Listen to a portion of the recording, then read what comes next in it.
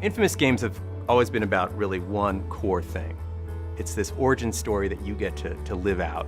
You're an everyday person who gets superpowers and decides if you want to use them for good or evil. Infamous Second Son is the story of Delson Rowe. Delson is a 20-something Seattle kid who develops superhuman abilities. And he deals with how society is treating anybody with superhuman abilities. It's a situation where this group of Homeland Security type people, we call them the Department of Unified Protection, swarm into the city to eradicate all of the superhumans that are there. And it's his struggle against that group of people and kind of coming to terms with how he feels and how his family feels about people who have these superhuman abilities. In a book or movie, you're going to tell one story, right? And it's going to be your story. You're going to tell a specific story. Whereas a game, you're going to partner with the player, or sometimes a group of players, and you're going to tell a story together. And you're going to tell parts of the story, and they're going to tell parts of the story, and they're much more invested. They're much more engaged with the story that you're telling because they're participating in it. And the controller is the interface that the player uses. So the designer has video, they have audio, they have story and dialogue. They have all these tools for communicating with the player. The player only has one tool for communicating back and engaging in the conversation, and it's the controller.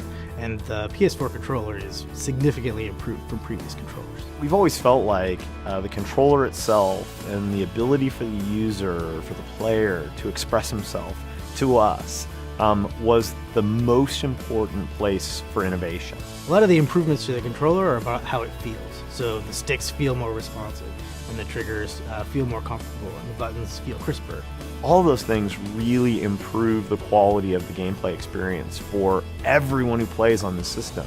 And I think that stuff is so incredibly important. It's kind of the foundation that you build the house on. If you get that wrong, you just can't get anywhere. And so I think it's really, really important what they've done with the controller. But then there's also some exciting new things that give us as game makers a chance to try and give players small but exciting new experiences. And our goal is really to examine that and say, how do we, again, compress the distance between what the player is doing and what's happening in the game? And so the example that I'll give is there's a test that's been created in the infamous Second Son universe to identify people who have the conduit gene, who could develop superhuman abilities. And that test requires a scanning of your finger. And so you have to go up, sort of like going through airport security, but you have to go up and place your finger and get scanned.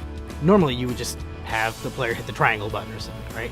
But with the PlayStation 4, you can actually have the player place their tip of their finger on the pad, exactly the motion that Delson is doing. That gives you a more direct experience. And again, we're not going to be having you press your finger during the entire game, but rather at these key moments, letting you express something in a direct way rather than in an indirect way. One of the things about Second Son I'm really excited to let players get their hands on are the controls. We've really streamlined them so that you can use any of your powers whenever you want in all sorts of different circumstances. So people will be comboing the uses of their powers and their moves and their attacks really fluidly. We actually went through and we completely revised the control scheme to make it easier to learn and also kind of more expressive when you're using your powers. In order to be a frontline next-gen game, you have to be next-gen on a bunch of axes, right? You have to, the first thing everybody looks at and thinks about is visual fidelity, and certainly that's an important part of it. And I think the thing that's so next-gen about this game is that all the next-gen things are kind of under the hood. You're not sitting there staring at a normal map. You're not sitting there staring at an amazing particle effect. No, you're looking at puddles, you're looking at rain, you're looking at a real building in front of you. It's also important that your AI and your particle systems and everything else have been stepped up. Our sound is all high dynamic range this time. Every single element of the game you have to turn over the rocks, change all of the underlying assumptions and improve them. That's what this business is.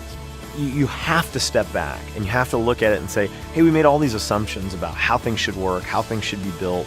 You have to rethink how everything works when you jump generations. And that was a great time for us to also rethink the character and the power set, because you already sort of proverbially have all the parts on the floor. It's a great time to think about how you want to put them back together.